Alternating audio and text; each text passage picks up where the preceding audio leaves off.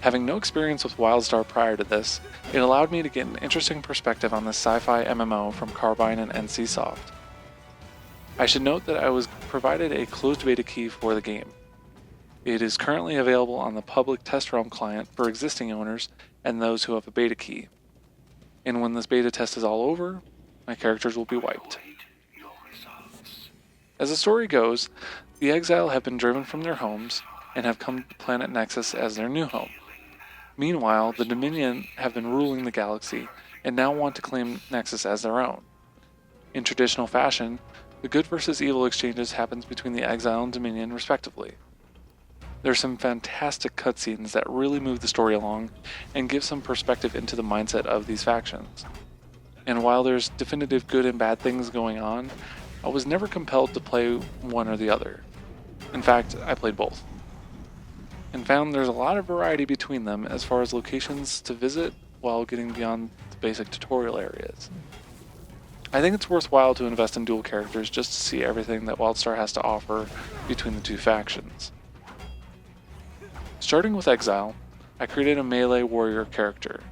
This seemingly is the most generic class you could choose in an MMO, but I was often surprised by its capabilities.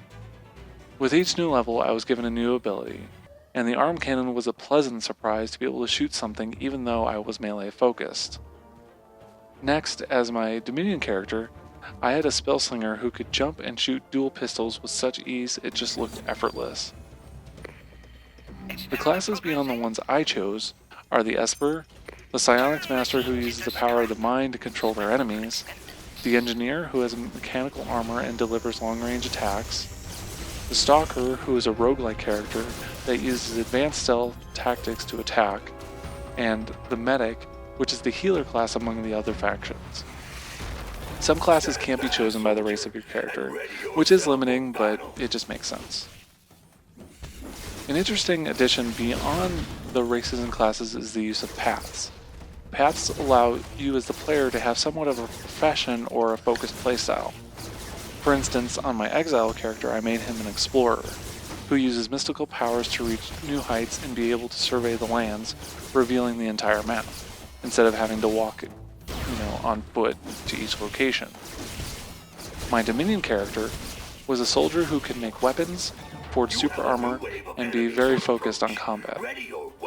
Other options were a settler who erects buildings, such as arenas and spaceports, and the scientist who can unlock secrets and other things that are mysterious on Nexus.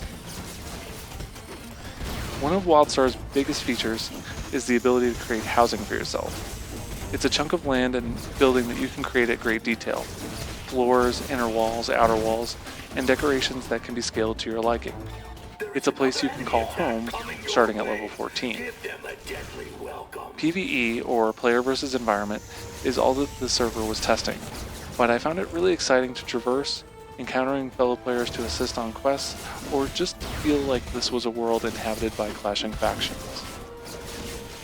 Quest design is familiar and somehow manages to be interesting.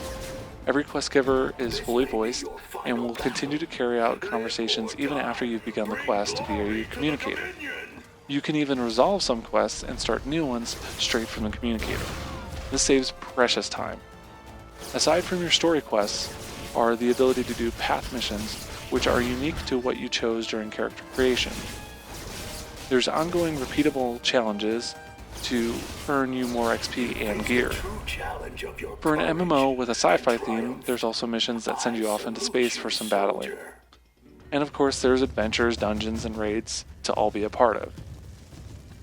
WildStar has a lot of features, but what does that mean for you coming to it as a free-to-play player? Well, there's a lot. But in my time in this free-to-play experience, I can hardly tell it's free-to-play. There's no obnoxious banners telling me to upgrade or purchase anything. There's no invisible wall during a quest asking me to fork over some cash to see it through. Everything is just so streamlined. I never felt like I was locked out of anything or restricted from doing something that at any time during my dozen hours of play would be hampered by. WildStar may be going free to play, but is no less fun to play. I found WildStar to be very well thought out, fresh, exciting, and seemingly unrestricted for an MMO transitioning to free to play. The story and characters are interesting, and the progression doesn't feel like a grind that you feel in most MMOs. The free to play model is coming to WildStar this fall, and you can learn more about WildStar's free to play closed beta details as well as sign up for a spot to get access at wildstar-online.com.